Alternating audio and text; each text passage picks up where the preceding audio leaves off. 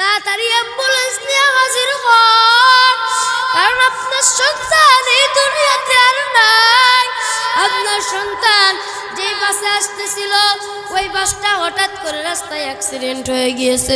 হঠাৎ করে কত যাত্রী নিহত হয়ে গিয়েছে, আর কত যাত্রী মৃত্যুবরণ করছে। যারা মৃত্যুবরণ করছে তাদের ভিতরে আপনার সন্তানের নাম। তাড়াতাড়ি আসেন, আপনার সন্তানের লাশটা নিয়ে যান। আপনার সন্তান এখন পড়ে রয়েছে, তাড়াতাড়ি সম্ভব অ্যাম্বুলেন্স নিয়ে হাজির হন। বাবা হাতের থেকে ফোনটা ফেলাইয়া অ্যাম্বুলেন্স নিয়ে হাজির। মা সেহরি খায়া রোজা রেখা রাখছে। এবার সকাল 7টার সময় দেখে বাড়ির পার অ্যাম্বুলেন্সের আওয়াজ।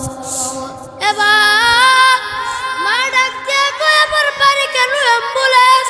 আমার সন্তান কই? মা পাগলের মতন হয়ে গিয়েছে।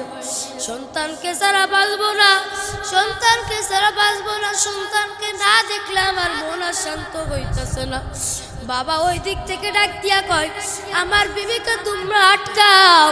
সন্তানের মা যদি আগায় আসে, সন্তানকে আমরা গোসল করাইতে পারবো না। মায়ের শরীর পাগলের মতন হয়ে গিয়েছে।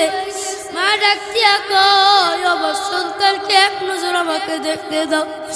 যে সন্তানের জন্য যখন অপেক্ষা করলাম, সেই সন্তানকে যদি এখন দেখতে না পারি, আমি মায়ের মনে শান্ত হবে না।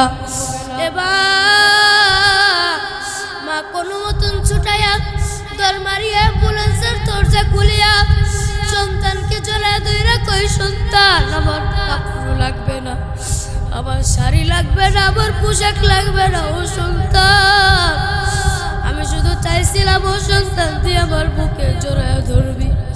ও সন্তান, আমি তোকে নিয়ে আজকে শিশু জটা রাখবো।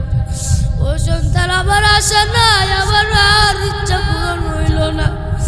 ও আব্বা জানেরা, আপনারা কত মানুষকে মা বাবাকে কষ্ট দিয়েছেন, কত মানুষ বাবাকে কষ্ট দিয়েছেন, মাকে কষ্ট দিয়েছেন। ওই মা বাবা যদি বদদুয়া দেয়, আমার আল্লাহ না করুক, আমার আল্লাহ কেন, আমার নবীও আপনার উপর রাজি হবেন না। নবী আমার ডাক দিয়া কয়, আমার আল্লাহ যদি গুনাহ মাফ করিয়া দেয়, আমি নবী কোনোদিনও গুনাহ মাফ করব না। সকলে মাথাটাকে উঁচু করিয়া দেন। কেউ মাথা নিচু করিয়া দিবেন, কেউ মাথা নিচু করিয়া রাখবেন না। মাথা উঁচু করিয়া একটু আল্লাহকে একবার আল্লাহ বলিয়া ডাকবেন। সকলে বলেন, আল্লাহ আল্লাহ, তুমি আমাদের সকলের গুনাহকে মাফ করিয়া দাও।